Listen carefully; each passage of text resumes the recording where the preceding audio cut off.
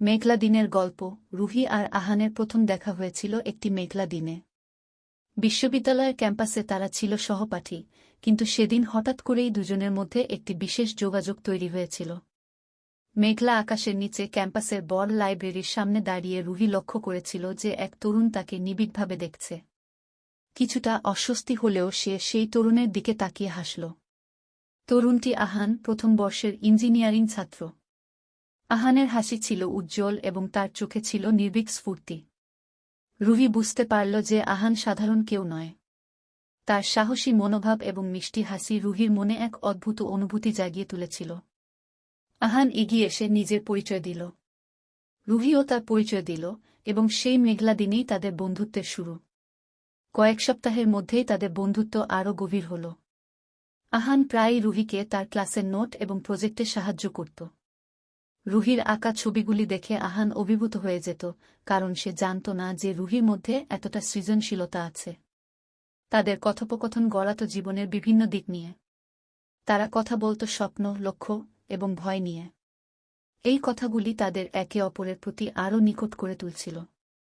একদিন বিকেলে ক্যাম্পাসের একটি নির্জন কফিশপে বসে রুহি আর আহান তাদের প্রিয় বই নিয়ে আলোচনা করছিল। আলোচনার ফাঁকে রুহি হঠাৎ করেই জিজ্ঞাসা করল, আহান, তুমি কি কখনো ভালোবাসা নিয়ে ভেবেছ?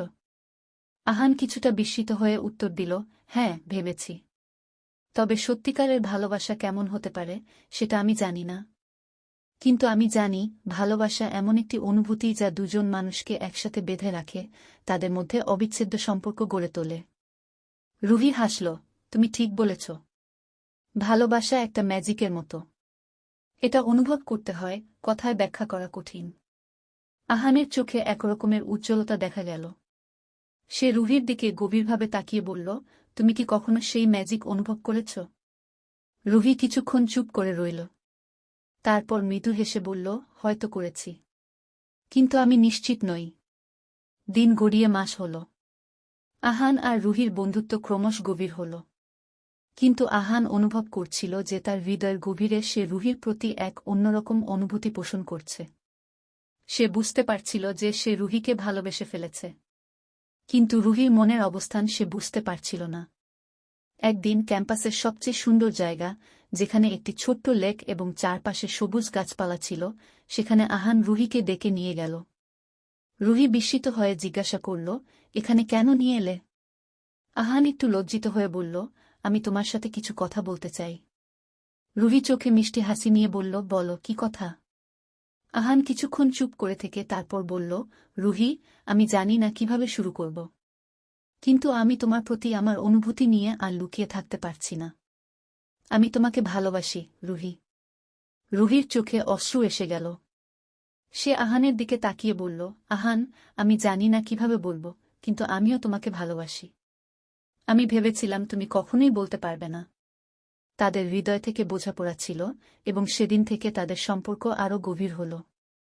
তারা একসাথে আরও বেশি সময় কাটাতে লাগল। তাদের ভালোবাসা দিন দিন বৃদ্ধি পেতে লাগল। তারা একসাথে তাদের ভবিষ্যৎ নিয়ে স্বপ্ন দেখতে শুরু করল। একদিন একটি সুন্দর সন্ধ্যায় আহান রুহিকে একটি ছোট্ট রেস্টুরেন্টে ডেটের জন্য আমন্ত্রণ জানাল। সেখানে আহান রুহির জন্য একটি বিশেষ স্যুপ তৈরি করেছিল। রুহি খুশি হয়ে বলল, তুমি আমার জন্য এত কিছু করেছ, আহান। আমি সত্যিই ভাগ্যবতী। আহান হেসে বলল, তুমি আমার জীবনে আসার পর থেকেই আমি বুঝেছি সত্যিকারের ভালোবাসা কেমন হয়। তাদের সম্পর্কের এই পথচলা চলতে থাকে। তারা একসাথে বিভিন্ন উৎসব পালন করত, একসাথে পড়াশোনা করত এবং ভবিষ্যতের স্বপ্ন বুনত। তারা একে অপরের জন্য একটি নিরাপদ আশ্রয় হয়ে উঠেছিল। রুহি আর আহানের এই ভালোবাসার গল্পটি ছিল স্নিগ্ধ, সরল এবং আন্তরিক। তাদের ভালোবাসা তাদের জীবনে সুখ, আনন্দ এবং পরিতৃপ্তি নিয়ে এসেছিল। তারা বুঝতে পেরেছিল যে প্রকৃত ভালোবাসা শুধুমাত্র একটি অনুভূতি নয়, বরং এটি একটি প্রতিশ্রুতি, একটি দায়িত্ব এবং একে অপরের প্রতি গভীর সম্মান। মেঘলা দিনের সেই প্রথম দেখার পর থেকে তারা একে অপরের জীবনের অবিচ্ছেদ্য অংশ হয়ে উঠেছিল।